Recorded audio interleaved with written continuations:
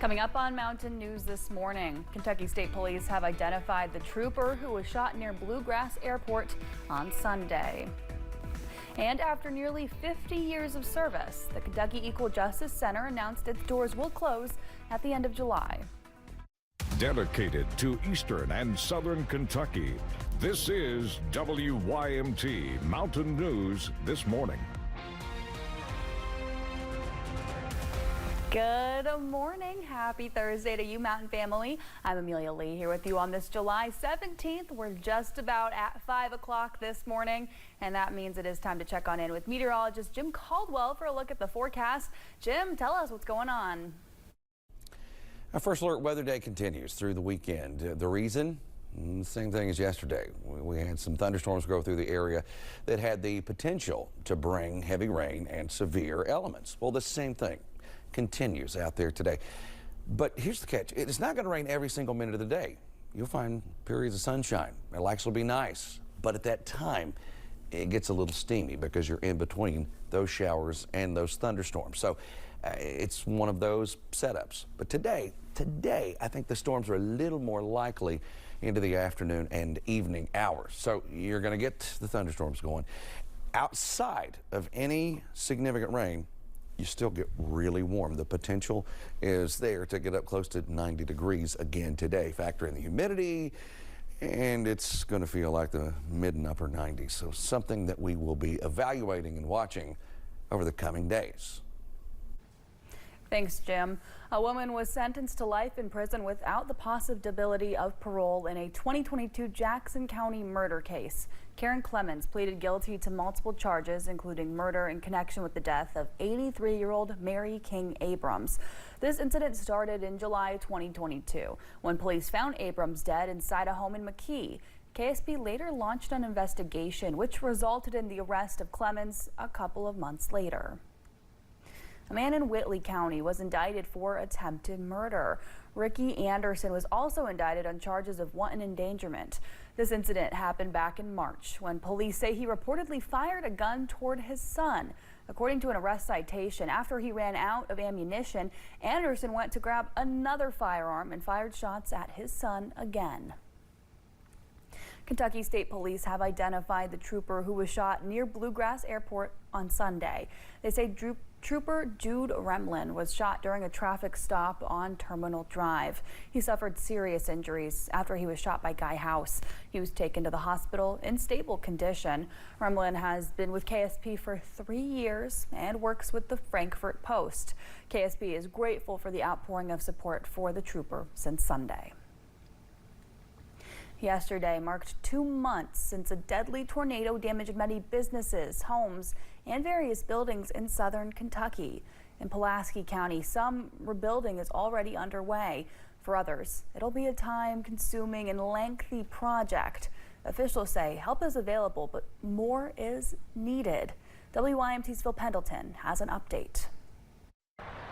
There are empty lots, bare foundations, and buildings that are simply a shell of what they used to be. And we're still not there. We're still not rebuilt by any stretch of the imagination. But you can see that the community is bouncing back. I don't think we're ever going to look the same again. 60 days after the deadly tornado either destroyed or damaged homes, businesses, and office buildings, people can still take advantage of individual assistance. Yep, there is a 1-year, no interest, 1 year, no payments. It's up to a 30-year loan term, so we can get your payments down to be extremely affordable. County officials are concerned about public assistance that's not available, especially to pay to remove this massive debris pile at a cost of more than $1 million.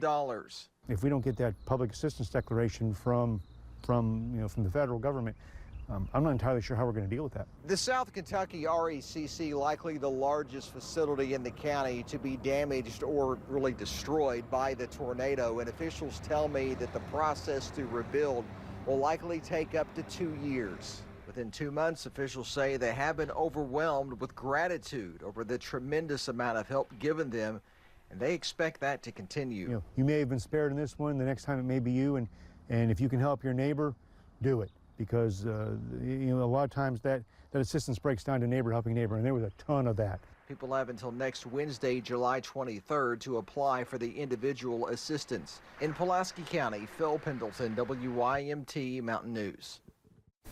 Officials say everyone impacted should either seek out help from FEMA or the Small Business Administration. More information is available on our website, WYMT.com.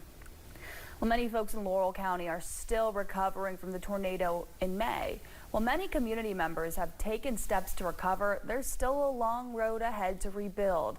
Fire medical teams in London, Kentucky are some of the many people who have felt the weight of the devastation from that May 16th deadly tornado, with their second hangar and base being destroyed. Katie Nelson, a flight nurse with FI, shared that while the crew is fully operational, the 2 months since the event hasn't always been easy. Nothing about this has been smooth. It's been a lot of adjustment for both bases because now we have double the amount of people, we have 2 aircraft, and we're all functioning out of one base. As a first responder, Nelson said the focus has always been on the community and supporting their service area as folks continue to recover.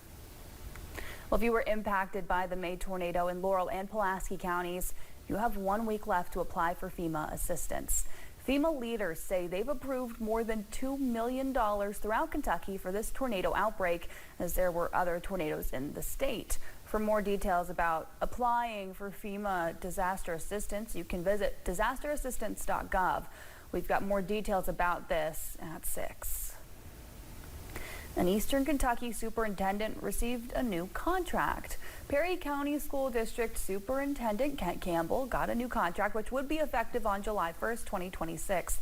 That contract runs through June of 2030. Campbell has been the school district superintendent since 2023.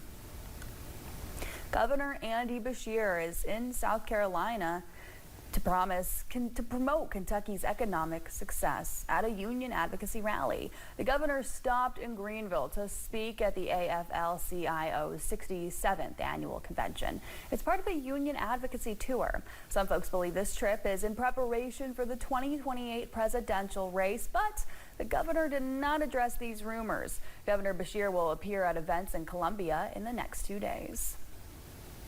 After nearly 50 years of service, the Kentucky Equal Justice Center announced its doors will close at the end of July. The nonprofit cites a tough financial climate as the reason. The nonprofit does not have the funding to continue providing legal services to immigrants, refugees, and low-income families anymore. Jackson Cooper says a majority of their clients are seeking citizenship, naturalization, or work visas. He says this legal process can take between 10 to 20 years. Majority of the folks that we help at Maxwell Street through KEJC are folks who are quote unquote doing it the right way. They're working through the legal immigration system. Cooper says if there are any attorneys willing to volunteer and take over some of these cases, to reach out to him. Earlier this year, Kentucky Senate Bill 181 was signed into law. It says educators can only communicate with students through traceable online platforms designated by their district.